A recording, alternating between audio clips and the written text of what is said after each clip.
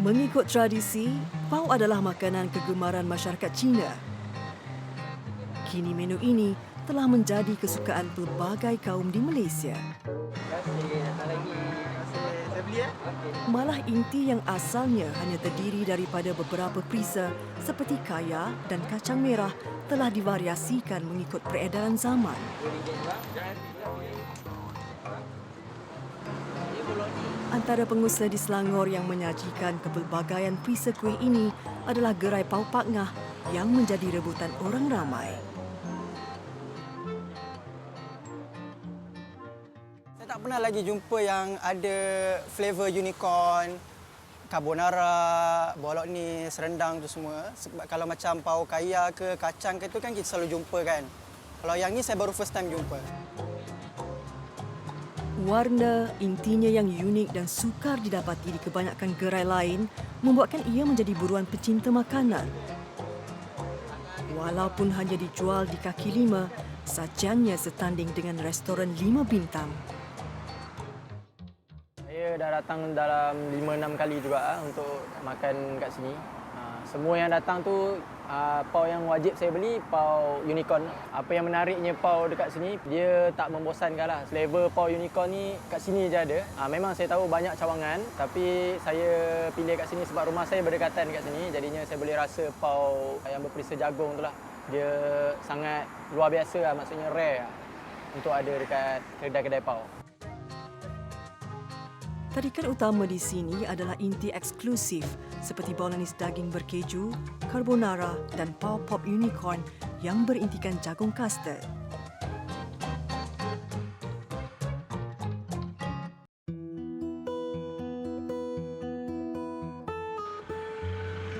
Ruangan rumah kedai di salah sebuah flat Ampang, Kuala Lumpur menjadi lokasi pilihan bagi produksi Pau Pak Ngah.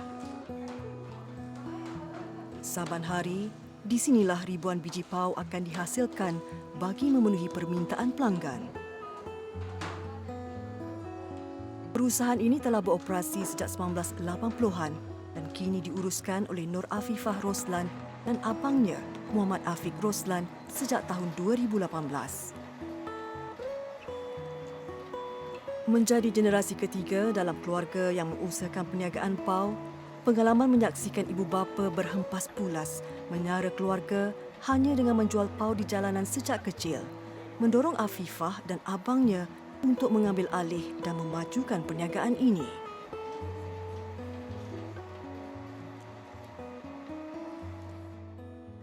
Pada mulanya bagi saya cuma nak membantu ibu bapa saya berniaga. Dan bila lama-kelamaan saya dan abang saya nampak yang potensi pau ni boleh pergi jauh. So kami berbincang dan bersepakat untuk ambil alih daripada ibu bapa dan dalam masa yang sama nak bagi ibu bapa berehat. Pasangan adik-beradik ini mengekalkan resepi asal keluarga, namun suntikan inovasi perisa tetap dilakukan bagi menarik generasi muda yang gemar mengikut trend hipster dalam makanan. Berbeza pula dengan kisah di Puchong, Selangor. Pernah tular di media sosial, Pau Wak Din berjaya menggamit ramai pelanggan kerana keenakan rasa dan harga berpatutan.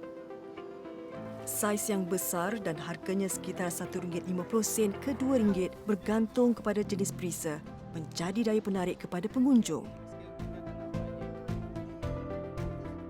Syafruddin Abdul Halim atau mesra disapa sebagai Wak Din, dialah penerajunya.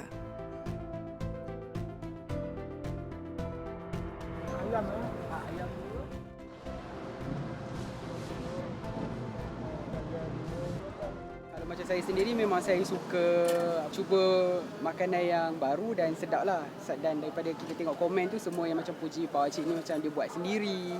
Lepas tu rasa dia pun sedap, pau dia lembut kan. So saya pun nak try sendirilah rasa dia macam mana. 3 dekad lalu, Wak Din melakukan pelbagai pekerjaan seperti membawa teksi, bekerja di kilang dan menjaja aiskrim. Tetapi pendapatan yang diperolehinya hanya sedikit. Ia mendorong Wak Din untuk memulakan perniagaan pau sendiri.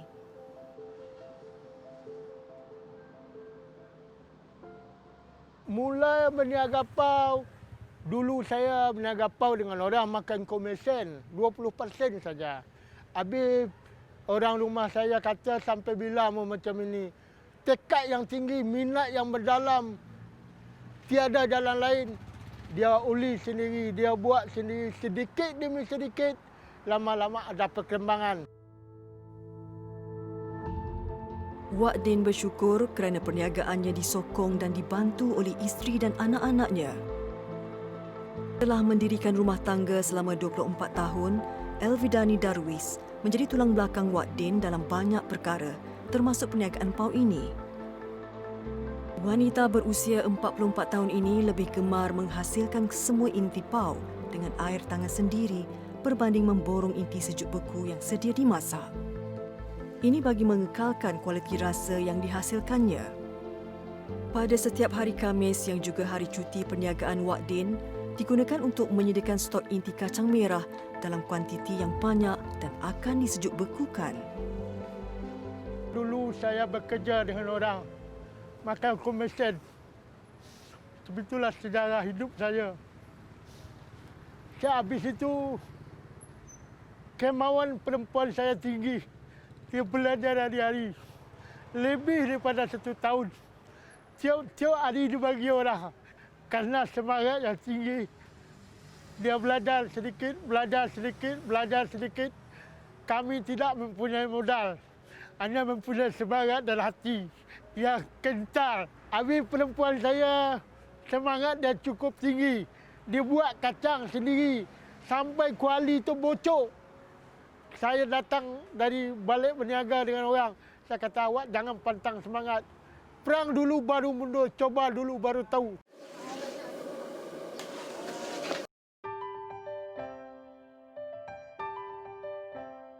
Seawal jam 6 pagi, Wak Din dan anak ketiganya, Fajri Maulana, 20 tahun, akan bersiap sedia untuk memulakan hari mereka.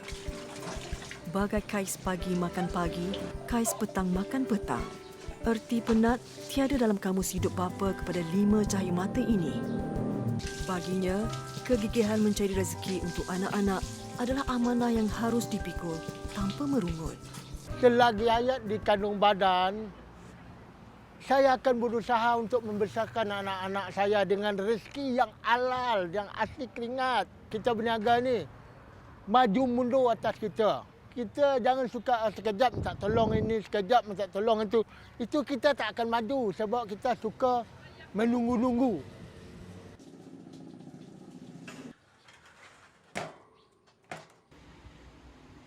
Tatkala mentari terbit menyinari hari baru, ketika ini mungkin ramai individu yang masih dibuai mimpi lena. Namun sudah menjadi rutin Elvidani melakukan persiapan duh pau seawal selepas subuh untuk dijual pada hari ini. Kesemua pau yang dijual mereka dihasilkan dengan kudrat manusia dan hanya menggunakan mesin untuk menguli tepung. Maka ia mengambil masa sekitar 5 jam untuk menghasilkan 200 ke 300 biji pau pada setiap hari.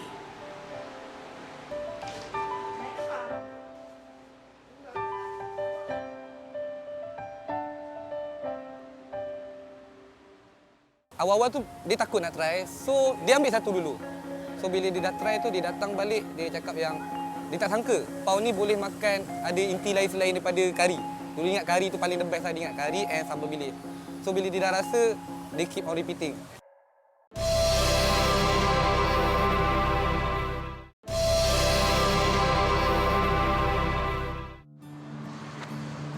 Pau yang wajib saya beli, pau unicorn. Saya dan abang saya nampak yang potensi pau ni boleh pergi jauh. Dia uli sendiri, dia buat sendiri sedikit demi sedikit. Lama-lama ada perkembangan. Semua yang macam puji pau cik ni macam dia buat sendiri. Lepas tu rasa dia pun sedap, pau dia lembut kan.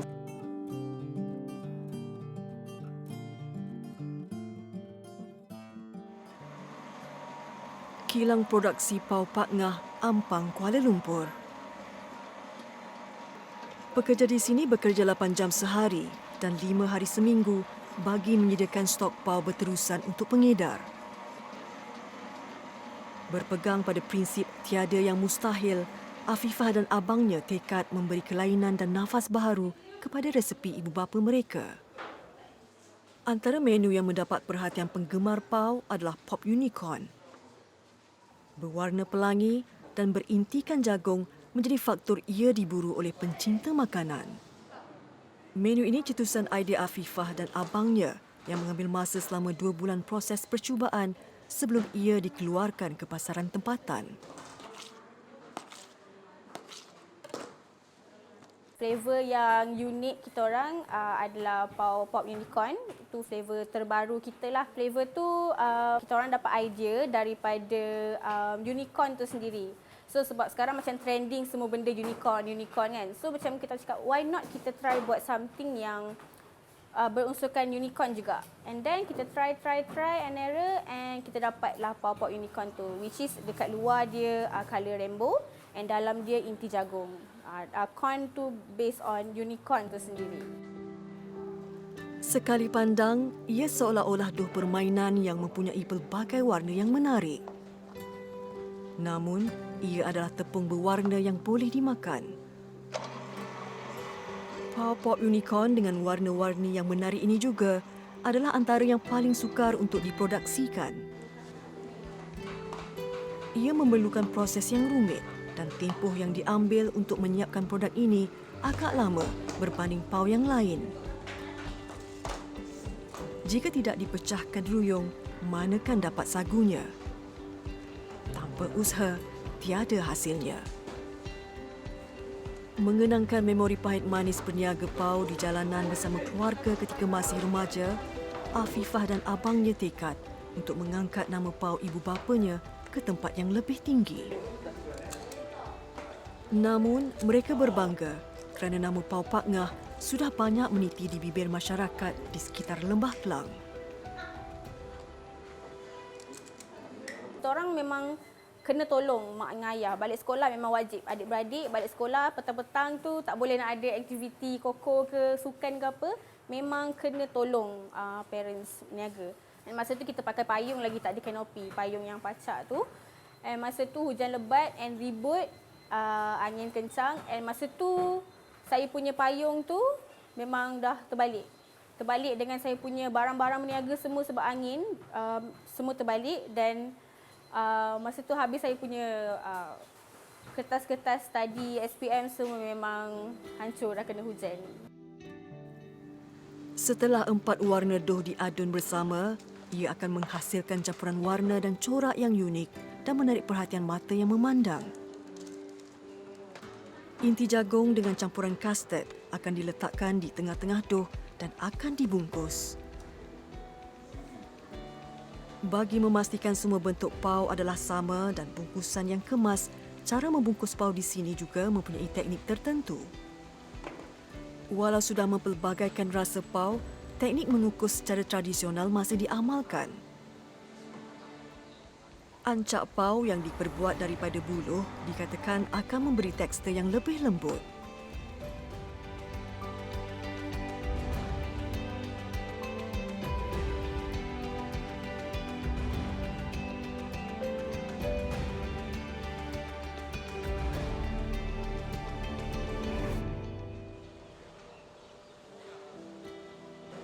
Pau yang telah siap diproses akan dibungkus rapi dan disimpan dalam peti sejuk beku sebelum diambil oleh pengedar. Jika dahulu, Afifah dan abangnya hanya berniaga di gerai jalanan, kini mereka memilih untuk memberi fokus hanya pada produksi pau dan mengedarkan kepada ejen dari 12 cawangan di sekitar Lembah Kelang. Dengan ini, mereka boleh memberi tumpuan penuh dalam pengurusan dan mencipta resepi yang baharu dan unik.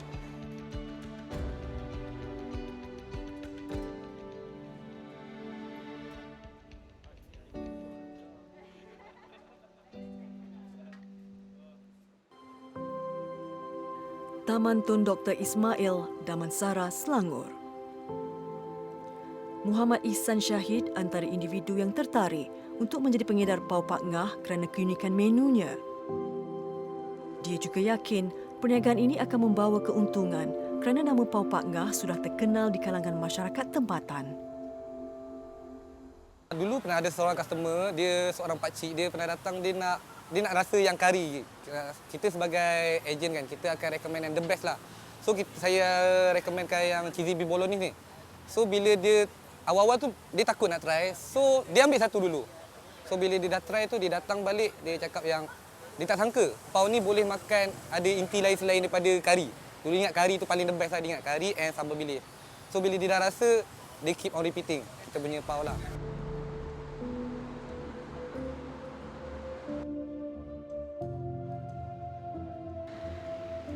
Puchong Selangor. Kesemua resepi pau yang dijual Wak Din adalah cetusan ilham isterinya. Jika sebelum ini, pau yang dihasilkan setiap hari hanya daripada kudratnya seorang. Setelah perniagaannya tular di media sosial, dia mengupah pembantu bagi mempercepatkan proses produksi pau pada setiap pagi. Bagi Elvidani, rupa luaran pau tidak diberi tumpuan dalam proses produksi. Tekstur yang gebu dan kepadatan isi menjadi daya penarik akan diberi keutamaan. Kita buat macam ni, kalau orang pakai tanda merah ke, hijau ke, kalau kita buat sendiri, kita buat pakai kertas saja, kotak. Untuk membedakan mana yang, kalau yang macam tu, yang kalau macam tu sejuk beku. Kalau ini memang fresh lah, kita buat langsung kita jual. Yang bulat ni kaya, yang ni coklat, yang ni ayam, yang segi empat kelapa. Cuma sekarang kelapa tak ada. Pau berasal dari perkataan Cina pau yang bermaksud bungkus. Adalah sejenis kuih yang diperbuat daripada tepung dan yis serta membungkus inti. Makanan yang berasal dari negara Cina ini telah tiba di Malaysia sejak puluhan tahun lalu dan menjadi makanan kegemaran semua bangsa di negara ini. Lalu ramai individu yang kreatif mengolah menu inti pau mengikut cita rasa dan budaya sendiri. Makanan tradisi masyarakat Cina ini lazimnya dimasak dengan teknik kukus. Ada yang menggunakan ancak yang diperbuat daripada buluh. Namun bagi meminimalkan tempoh produksi pau, Wak Din dan keluarganya lebih gemar menggunakan pengukus bertingkat yang boleh memuatkan puluhan pau setiap kali proses mengukus dilakukan.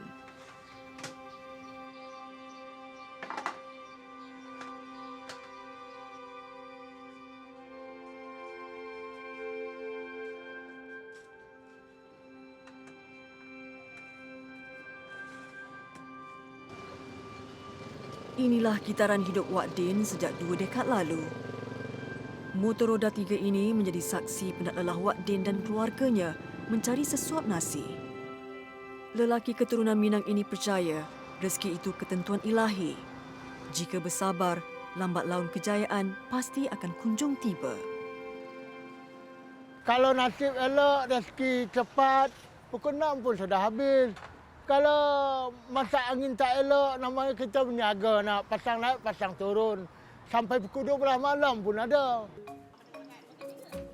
Kedudukan gerai jalanan Wak Din yang terletak berhadapan dengan medan selera bersebelahan dengan stesen LRT menjadikan ia satu kawasan yang strategik untuk mendapat pelanggan.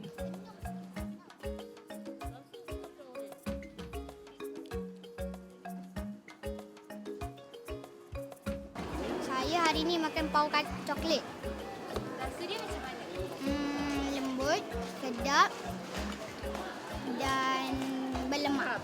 Bagi sesetengah pihak, kenakan pau panas yang dinikmati adalah sebagai pendamai rasa.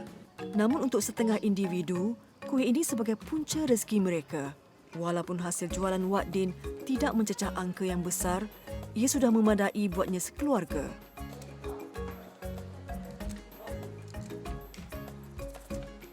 Apa yang dikecapi hari ini adalah berkat usaha dan keberanian pengusaha pau dalam mempelbagaikan inovasi baru terhadap produk buatan anak tempatan.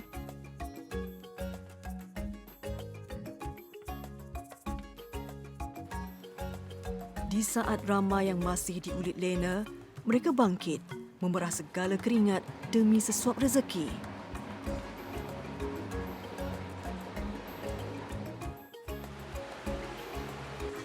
Kini, pau yang berintikan impian dan harapan mereka hamparkan kepada penikmatnya.